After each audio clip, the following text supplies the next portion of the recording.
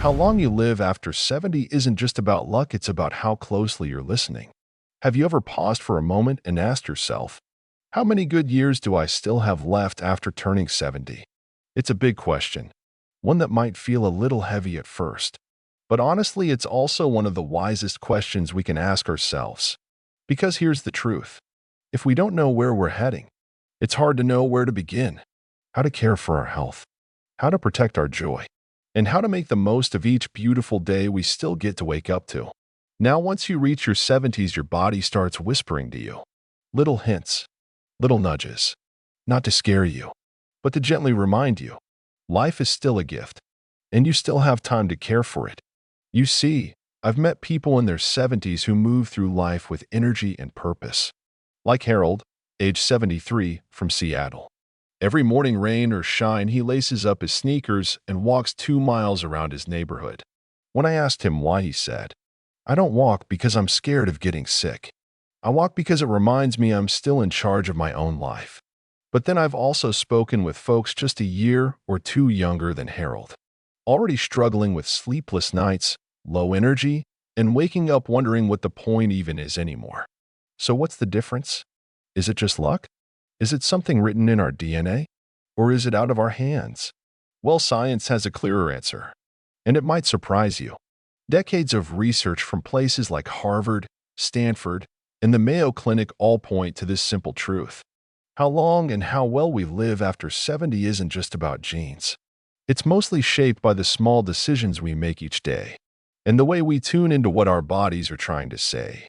No fancy tests, no high-tech machines, just everyday awareness. The signs are there. You just have to know how to spot them.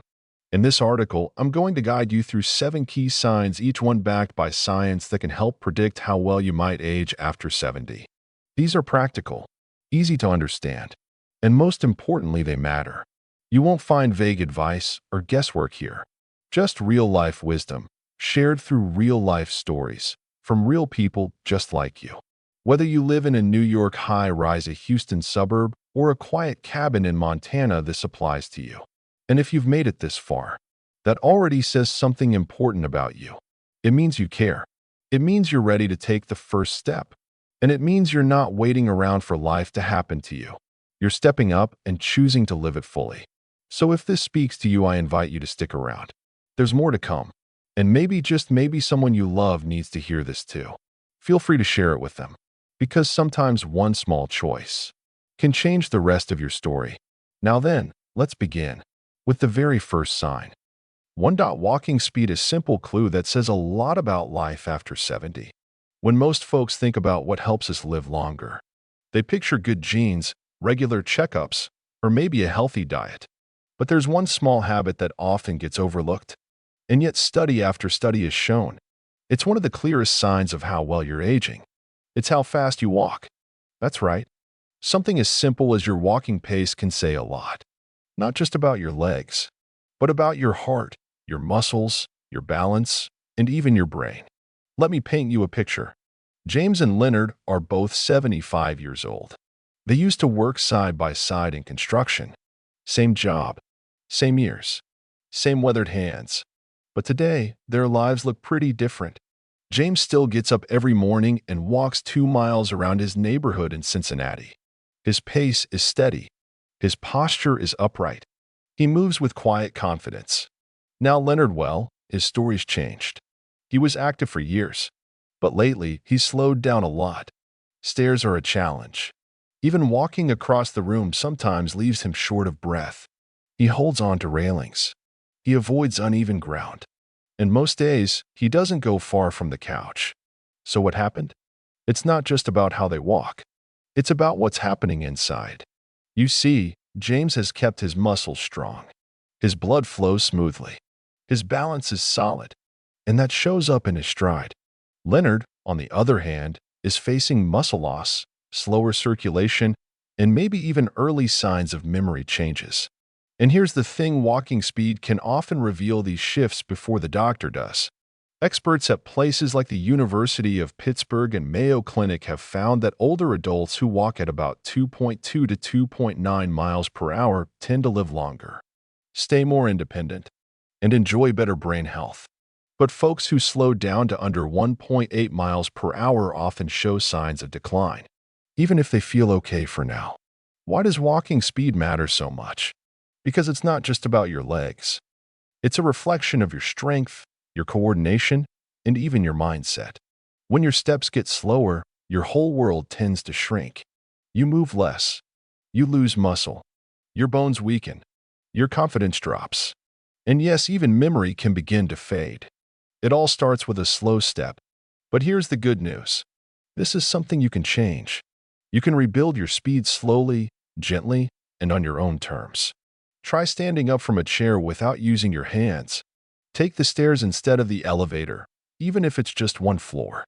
Walk for 10 to 15 minutes after breakfast, or simply take a stroll around the house after dinner.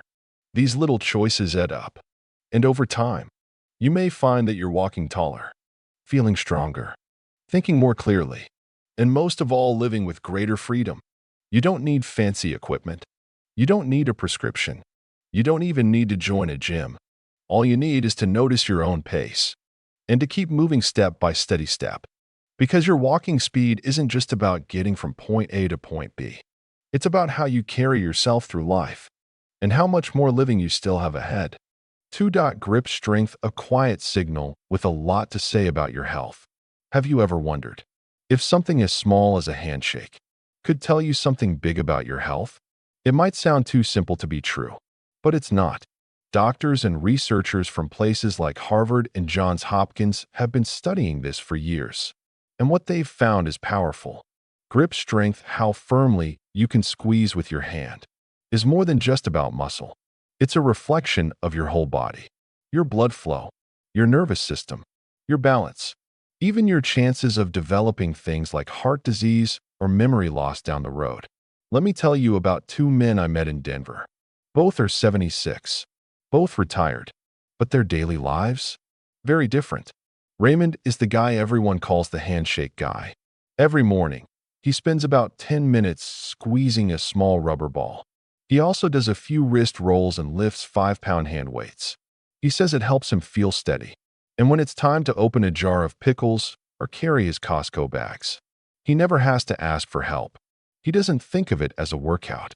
To him, it's just a little habit to keep his hands sharp. Then there's Donald. Same age. Used to be a mechanic. Strong hands most of his life. But recently, something shifted. One day, he tried to open a bottle of water and his wrist started to shake. The cap wouldn't budge. He laughed it off at first, thinking maybe he was just tired. But the same thing kept happening. He couldn't lift the bag of cat food. He avoided cooking because the pots felt too heavy. Even brushing his teeth felt unsteady. Donald isn't sick, but like many folks over 70, he's slowly losing muscle, especially in the arms and hands. And here's what studies have shown. In a large group of over 140,000 older adults in the U.S., those with stronger grip strength lived longer. Men who could grip more than 57 pounds and women more than 35 pounds had a much lower risk of early death over the next 10 years. That's not about building big muscles. It's about maintaining strength, the kind that helps you stay independent. Because when your hands grow weak, it's often a sign that your back, your shoulders, and your legs are losing strength too. And that can lead to more falls, less confidence, and fewer things you feel safe doing on your own. But here's the good news. You don't need a gym. You don't need expensive gear. And you definitely don't need a personal trainer. Try squeezing a tennis ball and holding it for 10 seconds. Do that 10 times a day. Use a 16-ounce water bottle to do wrist rolls. Wipe the kitchen table. Wring out a damp towel. Do a little gardening. Even washing your car helps. These small actions wake up the muscles in your hands and send a message to the rest of your body. You're still strong. You're still capable. Grip strength might seem like a small detail, but it's one of the clearest signs your body gives you about whether you're holding steady or starting to slip. And the best part? You can start changing that with something as simple as a firm, steady handshake. 3. Balance, a quiet clue about how long and how well you might live. Balance. It sounds simple, doesn't it? But once you reach your 70s, staying steady on your feet is something you start to notice more. You reach for the handrail. You avoid certain shoes. You move a little slower when you turn around. And if that's starting to sound familiar, you're not alone. Many people assume that losing balance is just a normal part of getting older.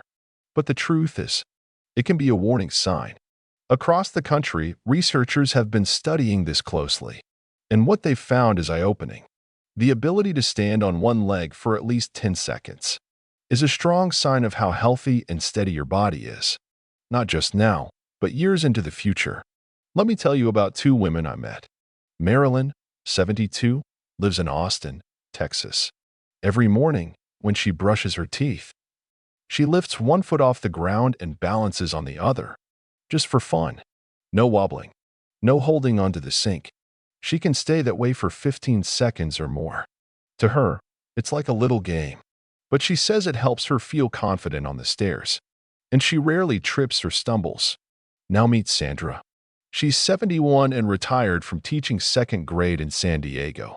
When Sandra first tried standing on one leg, she lost her balance after just 2 seconds. She had to grab the wall. She laughed at first, thinking maybe her leg was tired. But the more she paid attention, the more she noticed things.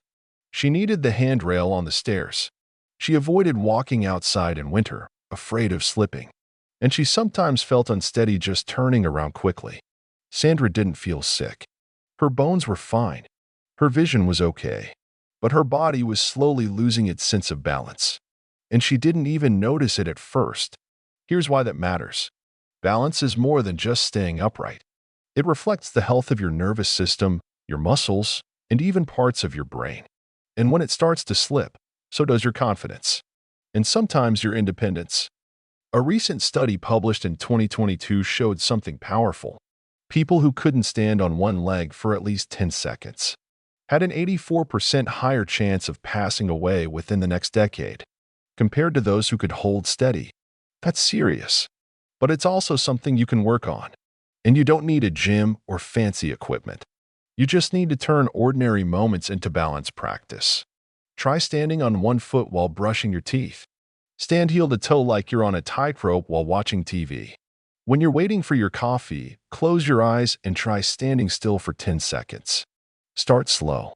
Use a wall if needed, but keep at it. Gentle activities like walking barefoot on grass, doing light yoga, or trying a few minutes of Tai Chi in the backyard can also help your body wake up its natural balance reflexes. Because when you improve your balance, you do more than just avoid falls, which, by the way, are the #1 reason people over 70 end up in the hospital. You also gain confidence. You move more freely. You feel stronger, sharper, and more in control. Balance may seem like a small thing, but in many ways, it's what keeps you standing tall, not just in your body, but in your life. For sleep, the silent pillar of a healthy brain and a longer life. When most people think about staying healthy in their 70s and beyond, they tend to focus on food, exercise, or maybe a few daily supplements. But there's one piece that often gets left out of the conversation, and yet it might be one of the most powerful tools for keeping your body and mind strong. That piece is sleep. Now, sleep might seem like something passive. You close your eyes, and nothing really happens, right? Not exactly. While you sleep, your body is hard at work. It repairs damaged cells. It balances your hormones. It recharges your immune system. And maybe most importantly, it gives your brain time to clear out the mental clutter from the day before. Let me tell you about two men, both 74. They live in different places, but their stories shine a light on just how much sleep can shape your daily life. William lives in Asheville, North Carolina. He heads to bed at 10 p.m. almost every night. No phone in the bedroom. No coffee after lunch. He likes to read a few pages of a book before turning off the lights. And most nights, he sleeps straight through for about 7 hours. In the morning, he feels refreshed. He enjoys doing crossword puzzles, plays chess with friends, and rarely misplaces his keys. Now on the other side of the country, in Sacramento, California, we have Douglas. Douglas doesn't follow a routine. He often stays up late scrolling on his phone until well past midnight. Most nights, he gets maybe 4 or 5 hours of sleep and wakes up often. Sometimes it's a trip to the bathroom. Sometimes it's just his mind racing. During the day, he feels groggy. He gets frustrated easily. And he's starting to notice little lapses like forgetting where he parked the car or why he walked into a room. Neither of these men has any major illness. But the difference in how they feel? It comes down to one thing: how well they sleep. Researchers at the University of California, Berkeley found that older adults who sleep fewer than 6 hours a night are 33% more likely to experience memory problems and face a higher risk of heart trouble compared to those who get a steady 7 to 8 hours. The truth is, poor sleep adds up. Your brain needs time at night to clear out toxins that build up during the day. Your body needs melatonin, a natural hormone that helps your immune system and keeps your internal clock running right. And without solid sleep, your mood, focus, and memory all take a hit. But here's the good news. You can sleep better, and it doesn't require pills or fancy gadgets. Start with small changes. Keep your bedroom cool, somewhere between 65 and 68 degrees. Turn off screens at least 1 hour before bed. Try reading, listening to calm music, or doing a little breathing exercise before you sleep. Avoid coffee or alcohol after dinner. And step outside in the morning light, even just for 10 minutes, to help reset your natural rhythm. Because when you get the sleep your body needs, you feel sharper. You move with more energy. You lower your risk of stroke, diabetes, and even depression. Sleep isn't just a break. It's your body's daily tune-up.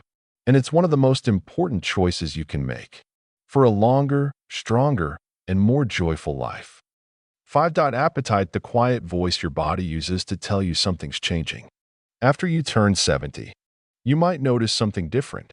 Food just doesn't feel the same. The meals you used to look forward to now feel like something you have to push through.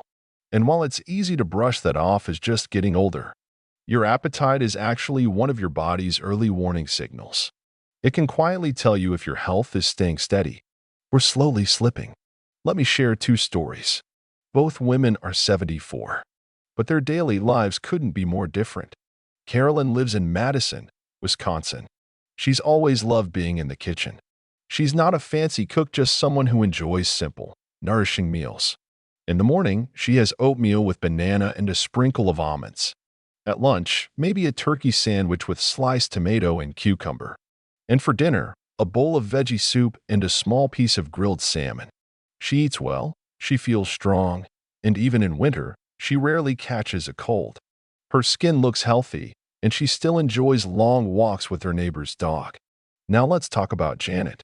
She lives in Spokane, Washington. For most of her life, she baked cookies for neighbors and hosted weekend tea. But after losing her husband last year, something changed. She stopped cooking. She started skipping breakfast. Lunch might be just a few crackers. Dinner? Sometimes just a glass of milk. Over 5 months, she lost nearly 12 pounds without even trying. At first, she said, "Maybe I'm just not hungry these days." But then came the fatigue, dizzy spells, and a loss of interest in things she used to love, like her garden. Here's the thing. Losing appetite isn't just about food. It's your body's way of saying, "Hey, something's off." Experts at the Mayo Clinic point out that losing more than 5% of your body weight in 6 months when you're not trying to can raise your risk of falls, muscle weakness, even hospital stays. And long-term poor nutrition? That can affect your memory, your mood, and even your ability to focus. Low blood sugar from missed meals can make you feel confused. It can cause anxiety, and it can slowly wear down your strength. But there's good news. You can get your appetite back gently and naturally. Instead of eating 3 large meals, try having 4 or 5 smaller ones throughout the day. Focus on soft, easy-to-chew foods like soups, scrambled eggs, ripe fruits, or smoothies. Use colorful plates and make your food look nice. It may sound simple, but presentation really helps. And if you can share meals with a friend or neighbor, eating with someone else often makes food more appealing. Oh, and don't forget to drink water. Even being mildly dehydrated can make you feel less hungry. Appetite isn't just about eating. It's a sign of energy. It's a signal of resilience. It's your body saying, I'm ready to live well if you give me the fuel I need. So if you've noticed that food doesn't call to you the way it used to, don't ignore it. Tune in, because sometimes your body doesn't shout. It whispers, and those whispers matter. 6. Stress, the quiet force that speeds up or slows down the aging process. Stress. It's something we all face. Whether it's a missed appointment, a pile of bills, or a restless night, life has its moments. But here's the real difference. It's not whether you have stress. It's how you handle it. And after age 70, that matters more than most people realize. Because the way you deal with stress can quietly shape your heart health, your immune system, your memory, and how fast or how slowly your body ages. Let me share 2 real-life examples. Robert, age 76, lives in Portland, Oregon. He's not without stress, no one is. But when life throws him a curveball, like a canceled doctor's visit or a surprise bill, he pauses. He takes a few deep breaths. He steps outside and walks around the yard. Or he picks up the phone and chats with a friend. He doesn't try to control the world, he just focuses on how he reacts. Now Charles, also 76, lives in Miami, Florida. He's always been the worrying type. He holds tension in his shoulders, his jaw, and even in his sleep. Little things like a change in the weather or a late phone call stay in his head all day. He tosses and turns at night. His blood pressure is up and down. And lately, he's forgetting things like where he put his glasses or what he came into the room to do. Physically, these 2 men are very similar. But emotionally, they live in different worlds. And that difference shows up in how their bodies feel and function each day. According to studies by the American Psychiatric Association, long-term stress in older adults increases the risk of heart disease, type 2 diabetes, sleep issues, and memory decline, especially when that stress just sits there with no outlet. You see, when stress lingers, your body keeps pumping out cortisol, what some people call the stress hormone. And over time, too much of it can do serious harm. It creates low-level inflammation. It weakens your immune system. It wears down your blood vessels, your brain, and even your digestion. You may not feel it at first, but it shows up in subtle ways. You feel tired for no reason. You get aches and pains that come and go. You snap at loved ones. You forget appointments. And night after night, you just can't seem to get good sleep. But here's the encouraging news. Managing stress is a skill. And yes, you can learn it at any age. No fancy equipment. No need to sit cross-legged in silence for hours. Just small, daily habits that help your mind and body reset. Start by writing things down so your brain doesn't have to carry it all. Take a slow, 10-minute walk each morning, no phone, just fresh air and deep breathing. Play some soft music or nature sounds like rain or a stream. Cut back on the constant flow of bad news. And most importantly, stay connected. A 5-minute chat with a loved one can calm your heart more than you think. Unchecked stress can quietly age your body by a decade. But when you learn to meet it with calm, to breathe through it, to choose your response instead of reacting on autopilot, you build something powerful, an invisible shield. And that shield protects your heart, your sleep, your spirit, and the memories you've built over a lifetime. 7. Connection, the quiet thread that holds your heart and health together. When people think about living a long life, they often picture diet plans, exercise routines, or prescription pills. But very few think about something as simple as a phone call, a hug from a friend, or sitting down for Sunday dinner with the grandkids. And yet, those small, quiet moments of connection can be just as powerful as any vitamin or workout. In fact, they might matter even more. Decades of research, including long-term studies from Harvard, have shown something remarkable. Older adults who stay connected to people they care about live longer. They feel less depressed. They stay sharper. And they have a much lower risk of serious health problems. Let me paint you a picture. Nancy is 78. She lives in Columbus, Ohio. She used to teach preschool, and even though she's retired now, she's still active in her own way. Every Wednesday, she goes to a local book club. Every Sunday night, she calls her daughter just to check in. And once a week, she volunteers at a nearby senior center. reading to folks even older than she is. Nancy says, "As long as I have someone to laugh with, I feel like I'm still part of something." Now let's look at Shirley. She's also 78, living in Bakersfield, California. She worked as an accountant for most of her life. But since her husband passed, her days have gotten much quieter. Her son has a busy life. He visits on holidays, but not often. Most of her old friends have moved away or drifted apart. Now, Shirley spends most of her time sitting alone with the TV on. She eats simple meals by herself, and she sometimes goes days without hearing another person's voice. At first, she told herself she was doing fine, but slowly, things started to change. She began feeling drowsy during the day. She misplaced things more often, and her appetite faded. This isn't just about mood. Doctors call it social isolation, and it affects more than your feelings. It quietly increases stress, raises blood pressure, weakens the immune system, and even puts your heart at risk. The Centers for Disease Control and Prevention recently shared something startling. Being socially isolated can raise your risk of early death, as much as smoking 15 cigarettes a day. That's how powerful human connection really is. But here's the hopeful part. You don't need a crowd. You don't need to be the life of the party. Even one phone call, one friendly face, can make a meaningful difference. Talking with someone for just 10 minutes, even about something as simple as the weather or what you ate for lunch, can light up parts of your brain that help with memory, calm your nerves, and release hormones that make you feel safe and cared for. And that feeling, being seen, being heard, being loved, that's what keeps the mind bright and the heart strong. So if you've been feeling a little alone lately, reach out. Call a friend, join a local group, even online. Invite someone over for coffee, or simply let someone know you're thinking about them. Because in the end, what helps us live longer and better isn't always found in a bottle or a brochure. Sometimes, it's as close as a familiar voice on the other end of the line. A gentle laugh, a moment of being reminded. You still matter. You're still connected. And you're never truly alone. Conclusion: living longer is not just luck, it's a choice you can make, starting today. Now that we've walked through all 7 signs together, I hope one simple truth has started to shine through. Your health after 70? It's not just written in your DNA.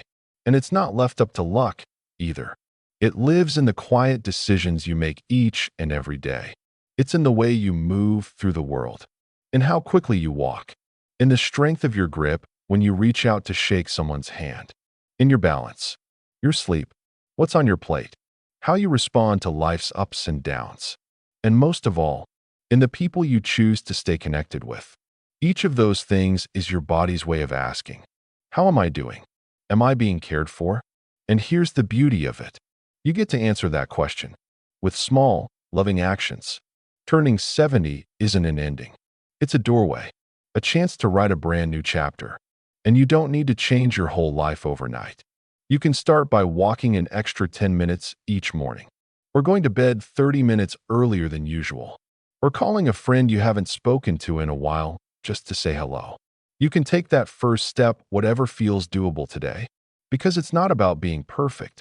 It's about being consistent and kind, especially kind to yourself. Each small step builds on the next, and little by little, you create something solid. A stronger body, a clearer mind, a fuller, more joyful life.